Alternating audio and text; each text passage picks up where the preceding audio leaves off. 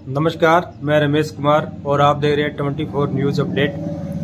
और आज हम पहुंचे हैं 9MD दुग्ध उत्पादक सहकारी समिति के अंदर और हमारे साथ में रूबरू हो रहे हैं सचिव श्रीमान सुभाष चंद्र बेनीवाल जी। और इनसे जानेंगे हम कि ये दुग्ध उत्पादकों के साथ किस प्रकार से उनकी समस्याओं का समाधान करते हैं और कैसे इनके साथ व्यवहार है उनका। तो सबसे पहले सुभाष जी, हमारे चैनल में आपका बहुत बहुत स्वागत है।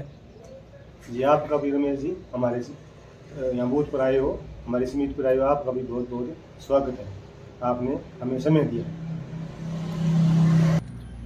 तो सुभाष जी, मैं आपसे जानना चाहता हूं कि आप जैसे दुग्ध उत्पादकों के साथ में कैसे संवाद करते हो और उनकी समस्याओं का कैसे समाधान करते हो।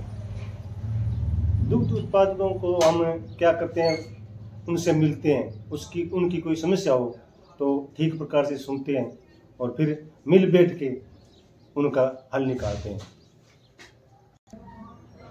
तो सुभाष जी, समिति के वित्तीय प्रबंधन और शैक्षांश के बारे में आपकी क्या जिम्मेवारी है।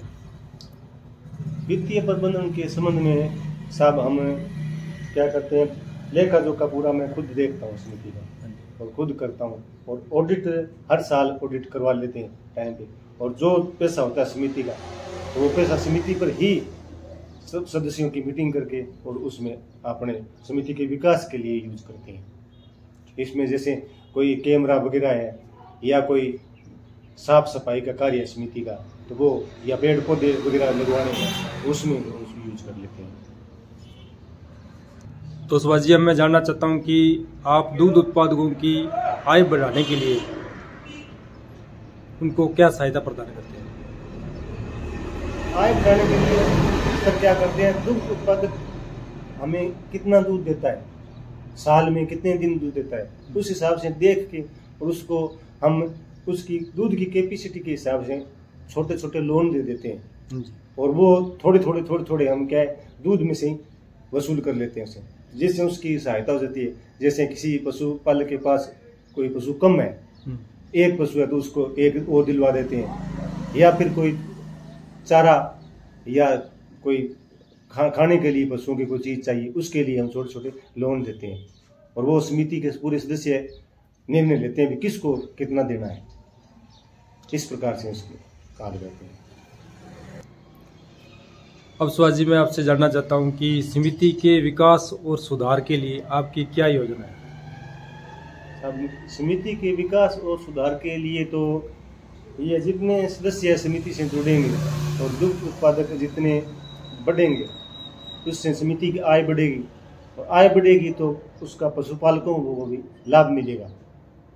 तो इसमें क्या सदस्य बढ़ा रहे हैं हम, 10 सदस्य अभी पीछे ही मैंने जोड़े हैं और कोशिश मेरी ये है कि गांव से और सदस्य उसमें जोड़ें और इसकी आय बढ़ाऊं समिति की, तो हर पशुपालक को इसका कोई लाभ मिले। तो सर, मैं आपसे अब जानना चाहता हूं कि जो आपके निर्णय लेने की प्रक्रिया है उनमें आपकी क्या भूमिका रहती है।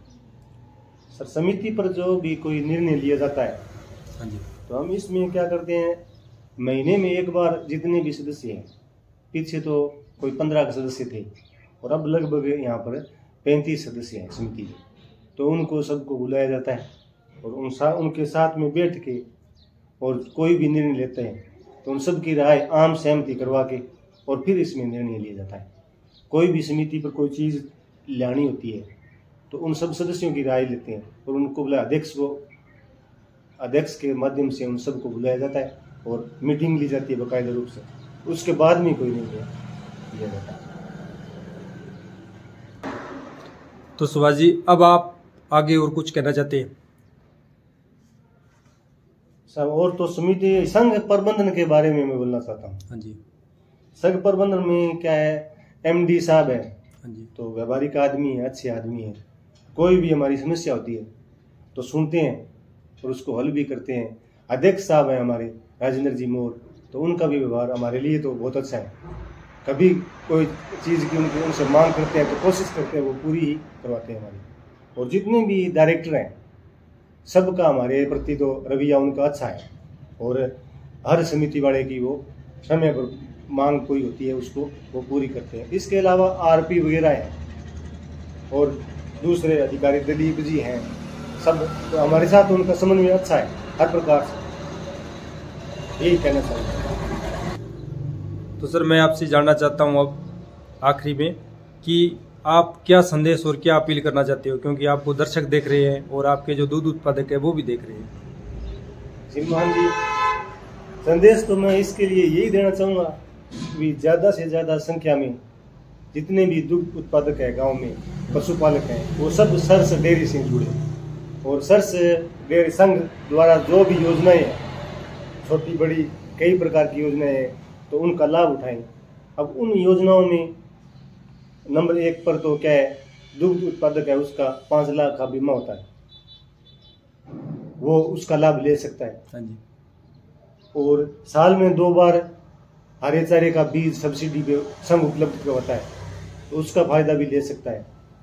और बालिका शिक्षा प्रोत्साहन राशि के रूप में संघ क्या करता है, 90% से ऊपर जिस बालिका के अंक है उसको 21,000 रुपये देता है और 75% से ऊपर अंक हो तो 2100 रुपये देता है। तो इसका लाभ भी पशुपालक ले सकता है। और ये लाभ बशर्ते यहाँ पर दूध देवें, संघ समितियों पर दूध देवें, उनको ही ये सुविधा उपलब्ध हो सकती है।